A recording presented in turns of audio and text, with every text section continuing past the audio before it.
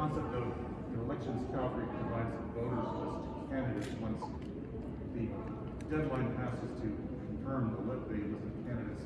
Is that something that should continue to do? I might have more to say about this after I've had a chance to talk with the returning officer. I will tell you that having that voter list is actually quite an important tool for campaigning, but it's not a critical one in the age of social media and different ways of getting to people. So, I always bought it and I never really used it for much. So it'll be a good question to see whether we should be providing that to any candidate this year, just given the heightened tension in political discourse right now. Of course, the flip side of that, and I know it's provincial legislation, but this is not an entirely unheard-of situation for a local election to have candidates who have had past interactions with law enforcement. Do you think the province needs to take a look at the legislation, or is there anything the city can do to get more information to the hands of voters? Well, again, I need to look at the legislation myself, as does the city, to see what is possible there. Because look, when you have a candidate who is currently facing charges for, frankly, violent assault, and you have a candidate who has been openly threatening people, then you've got to make sure that we're looking out for the safety of citizens and for the safety of other candidates as well.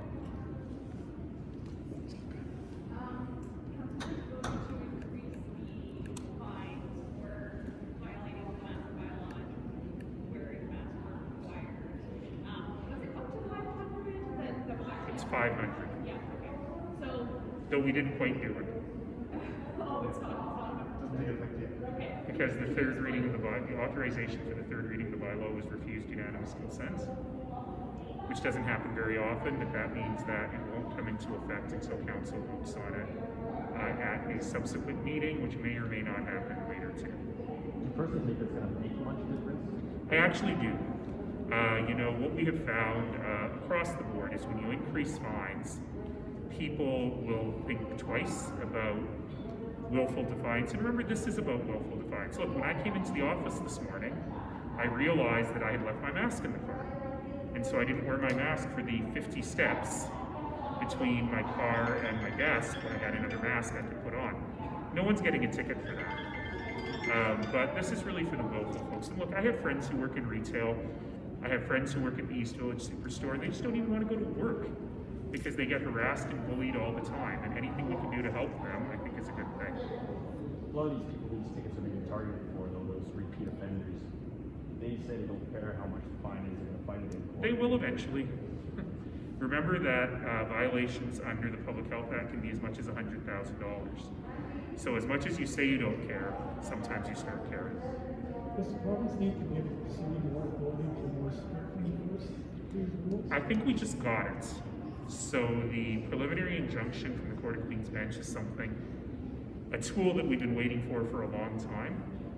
Yes, it is too late, but it is not at all too little. And you saw actions this weekend with pretty serious enforcement, and that's precisely what you need to do with people who are flagrantly putting other people's health at risk. Are you making marks out of these people for their followers?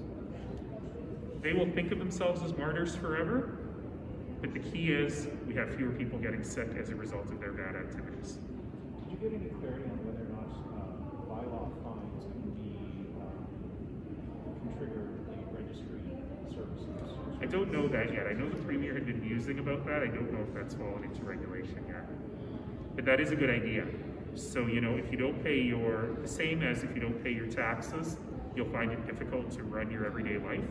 So if you choose not to pay your fines, but you can't get your car renewed or your driver's license renewed, that's probably a good outcome. Do you think third reading will happen today? It depends on how antsy I'm feeling. So the deal is that it will come to the next meeting of council, but if I really felt like it, I could call a meeting of council at the conclusion of this meeting of council, just to get it over with.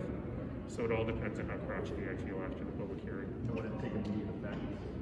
It takes effect as soon as that third reading is passed. So that'll either be today or May the 31st. Last week you guys had a labor meeting. What did you learn? I can't say too much because it was in closed session.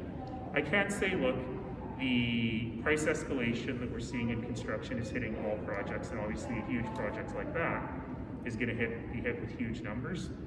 But we've got a contingency plan. We know how to move forward based on council's direction last summer, and we're just waiting on the province now.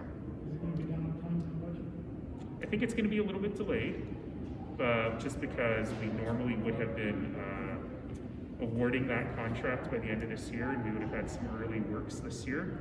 I don't think that's possible anymore. I think we'll see stuff start in the spring of next year, but it all depends on how quickly the construction goes. That said, on budget is very critical for us because there's not much more money. How critical is it that the piece across the Bow River to reach 16th Avenue actually happens during this first round? Well, remember what council's direction was last summer, which is that we would procure the stuff up to Eau Claire and make sure that was cost certain and kind of underway before we started building the bridge.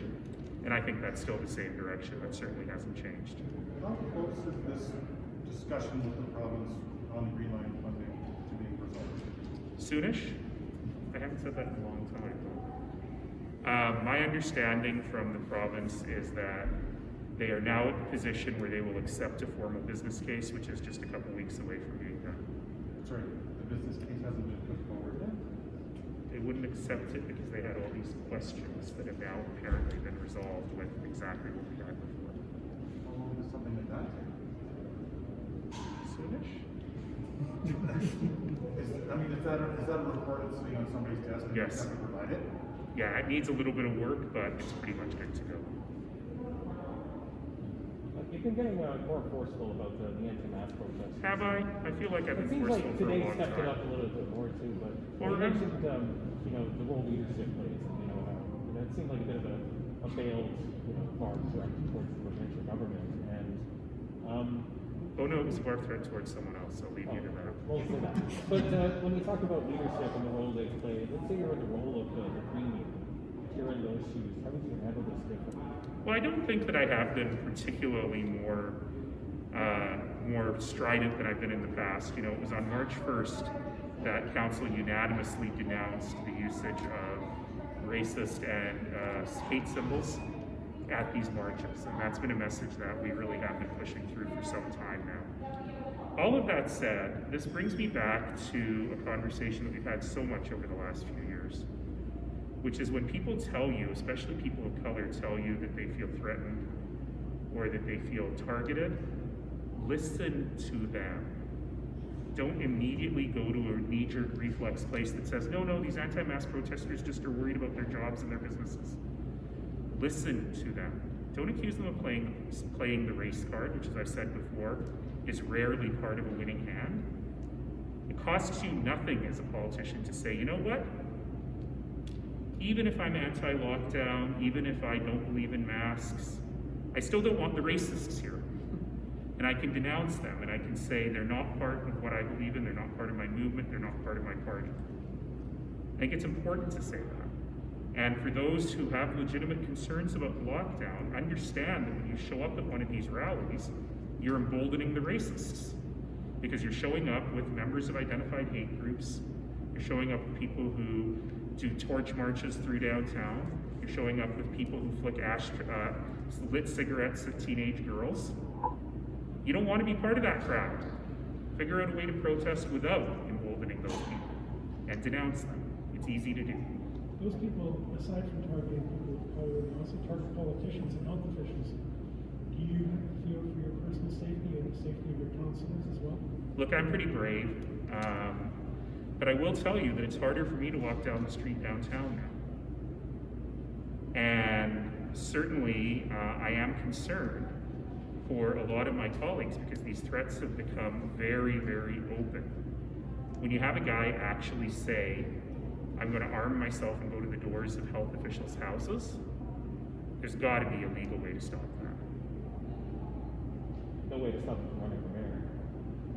How about put him in jail for uttering threats?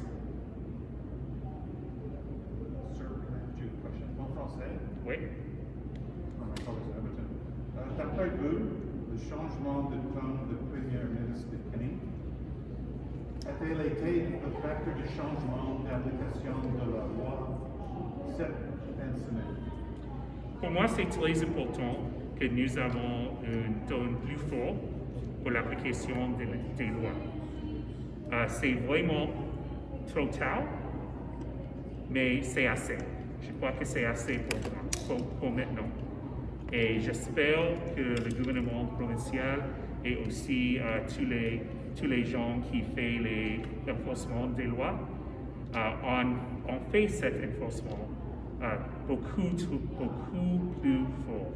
Parce que il y avait beaucoup de problèmes avec les gens. C'est pas une question de proteste raisonnable, c'est quelque chose de plus différent. Et c'est temps maintenant pour un renforcement plus fort. Et est-ce que ça va fonctionner? Oui, je crois que ça avait fonctionné la fin de semaine passée et je veux voir avec acte ce qui se va passer après ça. So let's talk about council ethics now, sir. Oh God. I know, it was a busy morning. What Councillor Woolley did, is that, in your mind, a serious breach of the code of conduct? It's absolutely a breach of the code of conduct. Is it a serious breach? I don't know. But I appreciated the fact that he immediately owned up to what he did, that he apologized unreservedly. That's the kind of behavior that citizens expect from their leaders, unlike other members of council who have simply ignored the Integrity Commissioner's findings. But that tends to lower the level of faith. Oh look, I wouldn't have done it, and I got real mad at him for doing it, and said, who do you think you're trying to convince here?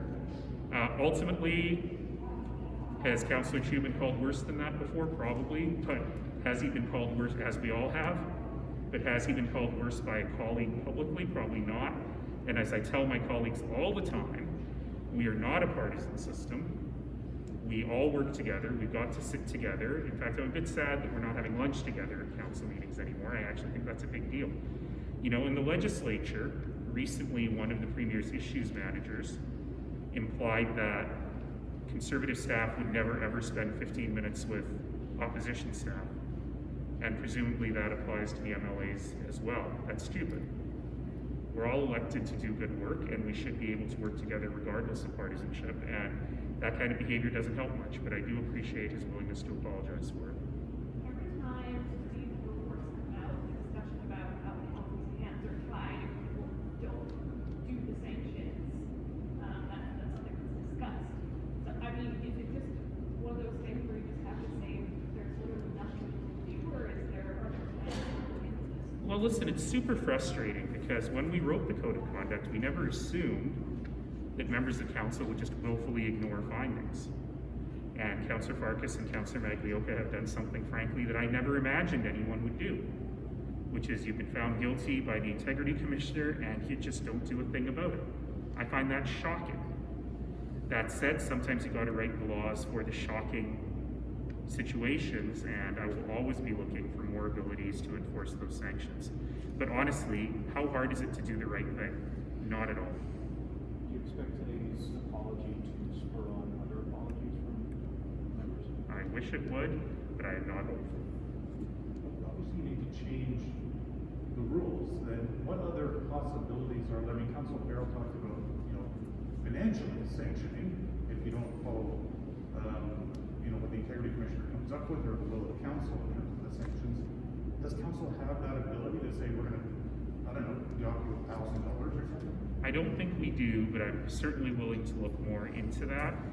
Ultimately, the real sanction here is the report itself, because the reports are public, people know what their representatives have done, and ultimately citizens have the power to respond.